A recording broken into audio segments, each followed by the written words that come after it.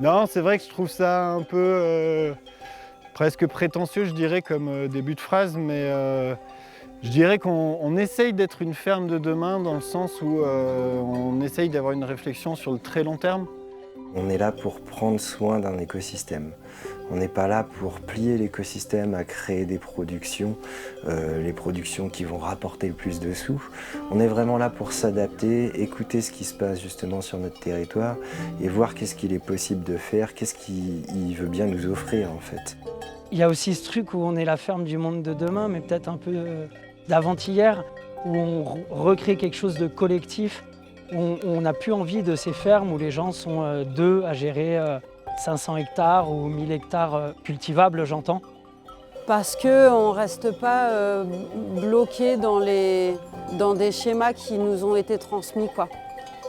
Parce qu'on essaye d'innover, parce qu'on innove, parce qu'on essaye de s'adapter au monde de demain. C'est la ferme de demain, c'est une ferme qu'on a envie d'y vivre encore demain. Nichée à la limite du Vercors et des Baronnies, la ferme de l'EPNS, aussi appelée GAEC de Montlahuc, est une ferme qui essaie de faire différemment. Ferme d'aujourd'hui et de demain. La petite équipe qui l'a fait vivre est riche d'une transmission de ses anciens, mais aussi de ses ambitions de néo-ruraux. Je me suis plongé quelques jours avec ces aventuriers du quotidien. Comment faire différemment sans perdre ses racines, sa culture, son savoir-faire, tout en faisant corps avec le territoire. C'est ce que nous allons découvrir. Dès mon arrivée, une chose m'a frappé. Ici, le lien avec les animaux est primordial. Oh, les louloutes là, allez hop. On y va. Enfin, ça va dans les deux sens. Si tu regardes le berger, tu vois l'état des brebis. Surtout si tu regardes les brebis, tu vois l'état du berger. Donc moi, j'ai envie que mes brebis, elles soient comme moi, elles soient bien ici, elles se sentent bien. Voilà, il n'y a pas que les brebis, il y a les chiens, les vaches. J'ai des liens très forts avec les chiens. Voilà, j'adore ces animaux. Et c'est vrai que moi, j'ai un côté très contemplatif. Donc moi, juste regarder des brebis qui pâturent, c'est cool.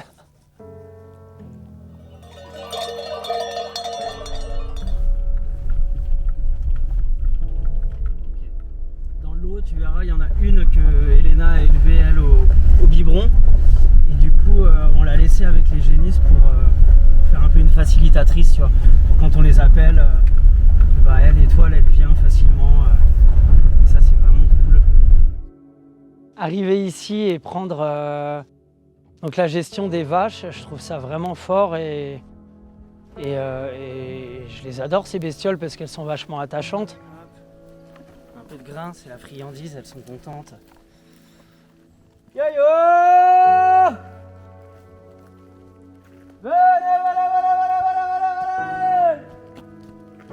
Et les vaches, c'est assez particulier parce qu'elles sont quand même en semi-liberté dans des énormes parcs toute l'année. Donc on ne les voit pas non plus tout le temps. Et finalement, on se rend compte que quand on va les voir, on les appelle, elles viennent. Et c'est hyper agréable, quoi. C'est bon, les champignons commencent à sortir. Il y en a un peu. Ça, c'est cool à l'automne aussi, hein. Faire des petites balades dans les parcs et de trouver des champignons, ça ramène un petit côté sympa dans l'assiette à la fin de la journée. Les parcs sont tellement immenses que pour le moment, aucune vache à l'horizon. Eh ben, moi, quand je m'occupe des animaux, en fait, je me sens bien. Je me pose pas beaucoup plus d'autres questions que leur bien-être et le fait que ça se passe bien pour eux.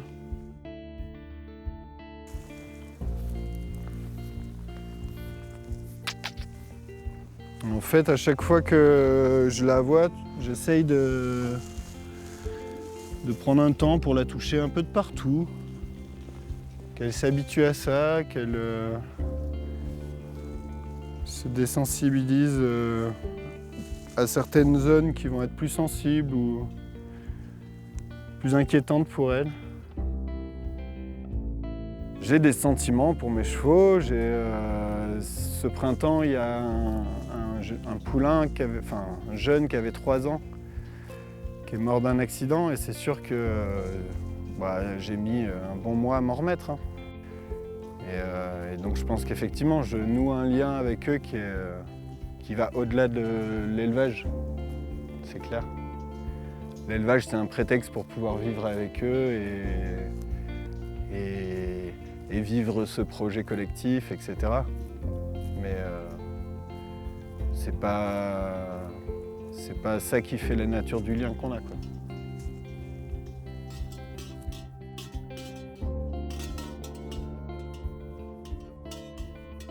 Prendre soin du lien, c'est le premier ingrédient pour un monde un peu plus équilibré. Tiens, Ben a dû trouver ses coéquipières. Le truc quand on fait de l'élevage, c'est ça, c'est de toujours avoir en conscience qu'on impose à des bêtes qui, il y a des milliers d'années, étaient sauvages, on leur impose aujourd'hui des trucs très humains, quoi. Les bâtiments, les manipulations, attendre pour être nourries quand elles sont en bâtiment. Et donc vraiment, c'est ça le but pour moi en tant qu'éleveur, c'est de faire en sorte d'atténuer le plus possible tout ça, ces contraintes, pour que tout se passe bien. Est-ce qu'on va prendre la voiture, elles vont nous suivre jusque là-bas. Comme ça, dans l'idée, je vais essayer de m'arrêter à la porte d'après, démonter la porte et aller la mettre à la sortie. Comme ça, au pire, je leur laisse ce côté-là ouvert aussi pour le week-end si jamais... Et là, elles vont vraiment nous suivre tout le long. Parce que là, en théorie, quand elles sont parties sur la piste comme ça, elles devraient nous suivre.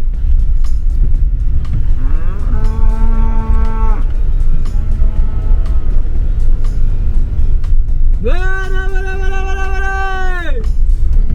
Ouais, mais vous êtes encore bien belles les filles, hein. Au bout de 10 jours dans ce parc. C'est cool parce qu'en plus elles ont vraiment tendance à rester ensemble. Surtout sur les fins de parc en fait, elles sont au même endroit. T'es pas en train d'en chercher 3 à gauche ou 3 à droite.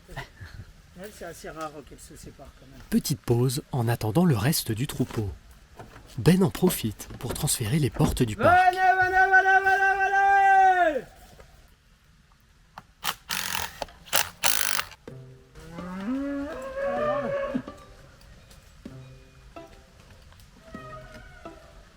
C'est l'autre dont je me méfie un petit peu.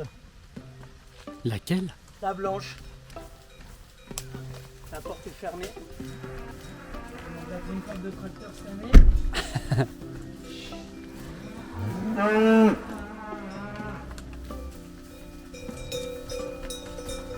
Ouais, bah vous allez à la prairie là-bas, vous sortez pas. Et donc voilà, moi, c'est ça que j'essaye de faire, de comprendre déjà, parce qu'elles, ça fait plus longtemps qu'elles sont là que moi, donc comprendre quelles sont leurs habitudes, et puis faire avec pour que ça colle avec moi, mes besoins aussi, en termes et de famille, et de temps. Et... Moi, je me sens bien, et il y a vraiment des jours où, en sortant de réunion, je vais aux bêtes et je me dis que c'est magique ce qu'on fait ici, parce que même s'il peut y avoir de la tension, à un moment, le fait d'arriver à la partager, et ben, ça la diminue d'un coup. Parce qu'en plus, ça nous remet un peu les pieds sur terre à nous dire qu'on a un cadre de travail qui est juste magnifique. Et ouais. Et où les bêtes, ça se sent que les bêtes s'y sentent bien, quoi. Donc tout ça, ça peut amener que du bonheur, quoi. De jour en jour, autour de nous, on observe un monde qui se fragmente. Pourtant, ici, c'est différent. On ressent une cohésion, une sérénité. Qu'est-ce qui fait cette force?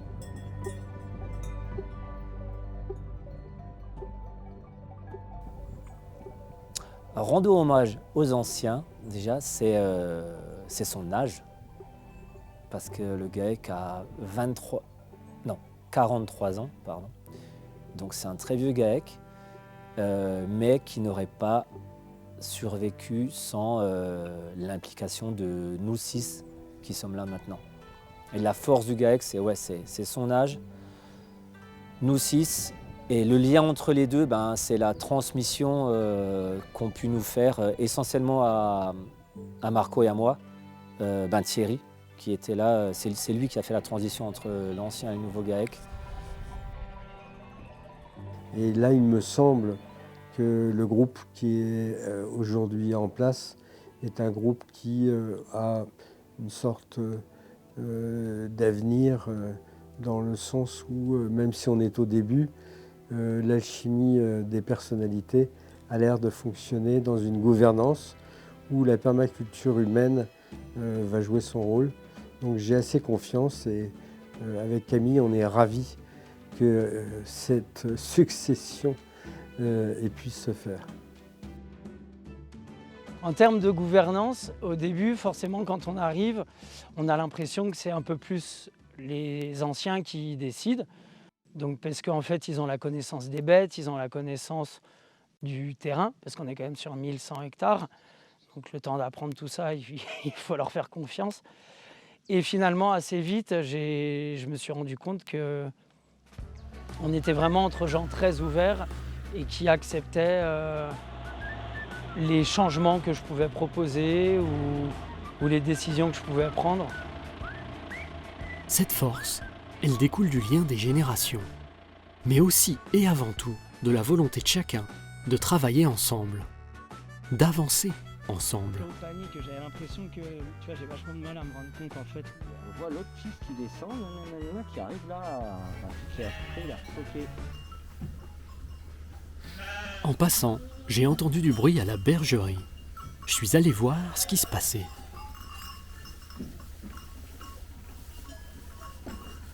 Je voudrais mettre le bouc avec elles pour qu'elles fassent leur premier bébé.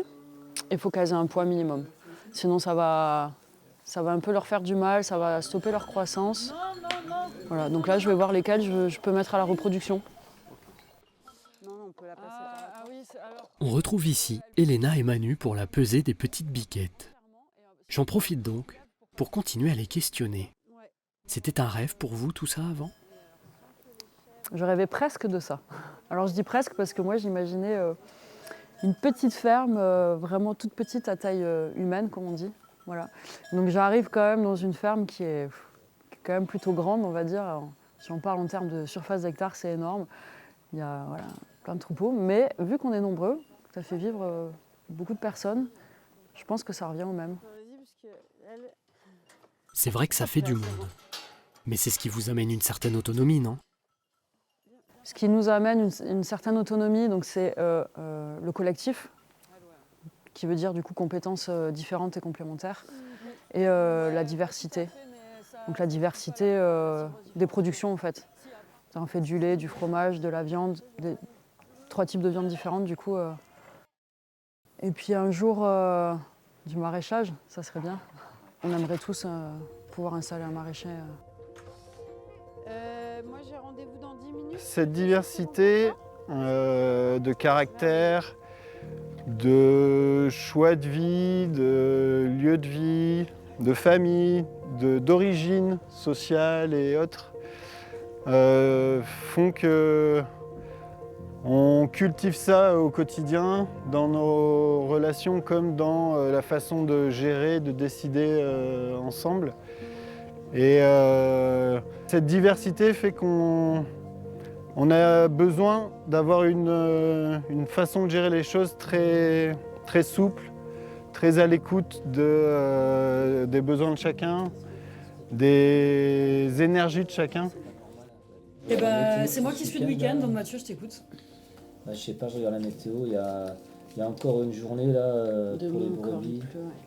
Ouais, mais écoute, je te propose demain, les brebis, elles ont qu'à rester dedans, comme il pleut un peu effectivement. Okay. Et dimanche, comme il fait beau, et les mettre dans la phyto. J'ai eu besoin de plusieurs années d'adaptation à ce mode de gouvernance. Et je vois bien mon évolution en 9 ans, c'est par rapport à la posture lors des réunions, à l'expression, puis à l'écoute aussi surtout, parce que parler c'est une chose, mais il faut savoir écouter aussi. Tu peux envoyer les images à sa mère. Il faut qu'on soit capable de tout se dire, quel que soit le sujet, de façon à ce que les choses soient comprises les uns avec les autres et qu'on désamorce toutes les éventuelles tensions qu'il peut y avoir, les déséquilibres qu'il peut y avoir. Et en fait, la gouvernance, elle est là pour mettre en œuvre les outils qui permettent cette communication. Donc par exemple, chez nous, on fait minimum 2 réunions par semaine. On peut en rajouter une s'il y a des sujets qui prennent un peu de temps et qui nécessitent d'aller plus en profondeur. Et voilà, faire en sorte qu'il y ait un climat de confiance où en fait on puisse tout se dire. Donc des fois ça va même jusqu'à se garder un temps vraiment entre associés où le salarié n'est pas là, les woofers ne sont pas là, de façon à ce que voilà, vraiment on puisse se dire les choses sans retenue pour se comprendre et pour en fait faire en sorte que ça reste harmonieux. Cette gouvernance, cette organisation à 7, leur permet à chacun d'être au repos 5 week-ends sur 6. C'est une aide précieuse pour un agriculteur ou éleveur de notre époque. Et les réunions vont bien plus loin qu'une simple coordination. Et le fait notamment qu'on fasse ce qu'on appelle une météo en début de réunion systématiquement, c'est-à-dire qu'on va dire comment on se sent, la météo, c'est comment on se sent, qu'est-ce qui s'est passé dans notre semaine, et est-ce qu'on se sent bien ou pas, même pas qu'au travail, c'est-à-dire que même personnellement, en fait, on puisse l'exprimer. Donc voilà, cette météo, elle est importante pour savoir la personne dans quel état elle est, le prendre en conscience, en considération dans la semaine, en fait, quoi, dans les relations au travail. Et puis si jamais ça va pas, eh ben, on peut revenir sur le sujet et puis crever l'abcès s'il y a besoin de crever l'abcès.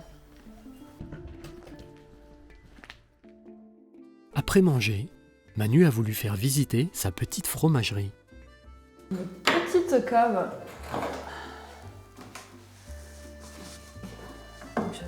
J'ai pas de lumière dedans. Voilà, donc là j'ai des tomes pressés, un peu de tout âge quoi. Donc, si tu veux, je te montre. J'en ai des toutes jeunes, encore toutes blanches. Et là j'en ai une qui a du combien 28 août. Donc elle a 2 mois. Voilà, après on fait on essaie de s'organiser le plus souvent possible des chantiers collectifs. On va tous faire quelque chose ensemble pour justement garder le contact et cette cohésion de groupe et puis savoir ce que l'autre fait, hein, parce que quand on ne travaille pas ensemble, c'est vrai que si on ne sait pas ce que l'autre y fait... C'est du sel à lécher, hein, c'est pas du sel à croquer. Ne croquez pas avec vos dents. Je sais parce que c'est les brebis qui l'ont léché. Vous pouvez, mais... C'est les brebis qui l'ont léché avant nous, c'est les premières. Donc il y avait une même pour les taureaux, sauf qu'il était carré. Qu'est-ce que tu marches dans Malice? Malice, elle me marche sur les pieds. Et moi, elle m'a marché ici, et sur le pantalon, et sur les pieds. Mais il y a quelqu'un qui est en train de... C'est leur spécialité aussi. Une ferme humaine, proche des animaux et de la nature. Pourtant, j'ai pu voir que la mécanique est prédominante ici. On a une ferme très mécanisée en effet aujourd'hui, on a beaucoup d'engins, donc dans cette volonté d'essayer de faire les choses par nous-mêmes.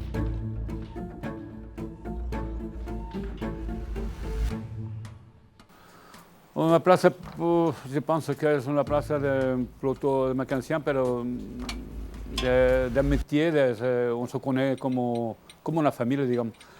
Et je suis là pour... C'est pas pour pratiquement pour l'argent, parce que je peux gagner plus d'argent dans un garage. Mais ici, je suis bien. Je fais mes boulots tranquillement, je m'organise bien avec tout le monde, et ça y est, c'est bon. Si tu travailles dans une ambiance comme de frères et sœurs, tu vois ce que je veux dire? Il n'y a pas un patron qui t'oblige à faire ça. C'est toi qui décides pratiquement, alors c'est très important ça. Ça me plaît beaucoup ça. J'aime pas le patron moi.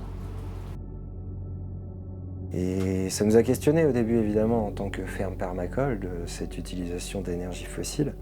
Mais le constat a été de se rendre compte à quel point en fait dans les systèmes d'avant, c'est-à-dire avant que justement cette mécanisation arrive, comment ça se passait? Et bien en fait, par exemple, la moisson, c'était l'enjeu pour un village. C'est-à-dire que si on ratait la moisson et que tout le monde n'y allait pas, on n'avait pas de quoi manger pendant l'année. Du coup, moi, ça a été souvent ce constat quand j'étais sur la moissonneuse, à du coup ramasser des hectares et des hectares en une journée, à se dire mais combien de temps il nous faudrait si on y allait tous ensemble? Et est-ce que les gens seraient prêts en fait à y retourner? Parce qu'on peut critiquer la mécanisation et l'utilisation d'énergie, mais le jour où tout le monde se présentera pour nous dire « Allez, on va faire la moisson tous ensemble », bah évidemment, on n'aura plus besoin de cette moissonneuse. Là, tant qu'on délègue la production et qu'on délègue les récoltes et la gestion du territoire aux agriculteurs, et qu'ils sont tout seuls, en fait, ils n'ont pas le choix que d'utiliser des machines. Un agriculteur tout seul qui voudrait faire une moisson, enfin voilà, il en ferait pendant 5 jours et puis il y aurait les 3/4 du champ qui seraient achetés. Donc en fait, c'est pas possible. Il y a un équilibre à trouver entre la mécanique et le territoire. D'ailleurs, c'est quoi votre lien au territoire ? Moi, le lien que j'ai avec le territoire, c'est quand je suis arrivée ici, je me suis dit clairement, ok, en fait, c'est là que j'ai envie de vivre, la question ne se posait plus. Et après, maintenant, d'avoir une ferme et de me sentir responsable de ce territoire-là, ouais, il y a une histoire de responsabilité, c'est vachement, c'est un peu comme avoir un enfant, il ne m'appartient pas. Par contre, moi, j'ai pour but de le faire grandir jusqu'à ce qu'il soit autonome. Là, il y a un peu de ça. Moi, je me sens la responsabilité de tant que je suis sur ce territoire et que je fais partie de celles qui en prennent soin. Ouais, je fais en sorte qu'il puisse redevenir autonome. Parce qu'en vrai, c'est la nature, elle est totalement autonome. Sauf qu'on a tellement détraqué le truc que là... j'ai besoin d'un peu d'aide. Du coup, ouais, mon lien au territoire, c'est le soin, avant tout, quoi.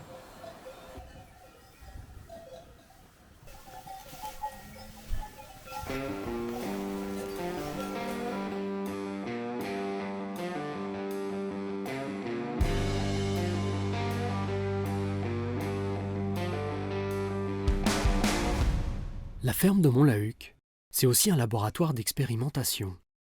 En voici un exemple concret, le biochar, l'or noir des sols. Après avoir carbonisé de fines branches, Marco et ses collègues vont les passer à la broyeuse.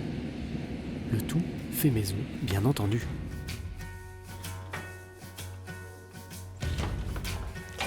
Ici, on est à la chaîne de broyage du charbon. Du coup, c'est ce qui nous permet d'obtenir les petits morceaux qu'on va charger en micro-organismes d'un côté et la poudre qu'on va donner à manger aux animaux de l'autre. Du coup, on a essayé de faire en sorte de créer quelque chose que tout le monde puisse créer, dans la même démarche que pour le four. L'idée est que les agriculteurs se mettent tous à faire du biochar. Donc en fait, on est parti d'abord sur un aplatisseur à grains, tout bêtement, qui est sur prise de force avec le tracteur, dans lequel on vient directement envoyer les morceaux de charbon qui sortent du four. Et c'est lui qui, en tournant, va broyer et nous faire tomber la poudre et les morceaux. Cette poudre et ces morceaux, ils finissent dans un ancien tarare. Donc c'était les machines qui servaient à trier la semence dans les fermes. Il y en a normalement un qui traîne dans quasiment chaque cour de ferme. Et en général, on ne sait pas trop quoi en faire. Donc on l'a un tout petit peu modifié. On a mis un petit moteur de machine à laver pour éviter d'avoir à tourner la manivelle. Et puis on a juste coupé en fait le vent qu'il y avait à l'intérieur, on a supprimé les pales et puis mis des plaques pleines qui permettent de faire glisser la poudre plutôt que ça passe au travers. À la base, on essayait de nettoyer la semence, donc d'enlever la poussière. Nous, la poussière, elle nous intéresse. Donc voilà, c'est 2-3 petites modifications et ça marche tout seul. Donc on branche le moteur électrique, ça trie et on n'a plus qu'ensuite à se séparer et à mettre dans des récipients différents notre poudre et nos petits morceaux. Nous obtenons alors deux nouvelles matières, qui sont la poussière de charbon. Celle-ci sera mélangée à l'alimentation des bovins pour améliorer leur digestion et limiter les gaz qu'ils produisent. Et de l'autre, le charbon, qui sera intégré au fumier pendant l'épandage, afin de réoxygéner, réalimenter les sols, mais aussi leur permettre de stocker et garder l'eau des pluies. Mais avant cela, il doit être mis dans des sacs de jute pour une ultime transformation. Ces sacs sont plongés dans un liquide de lombricompost à l'aide de cette petite fontaine spécifique qui, grâce au mouvement de l'eau, augmente son énergie.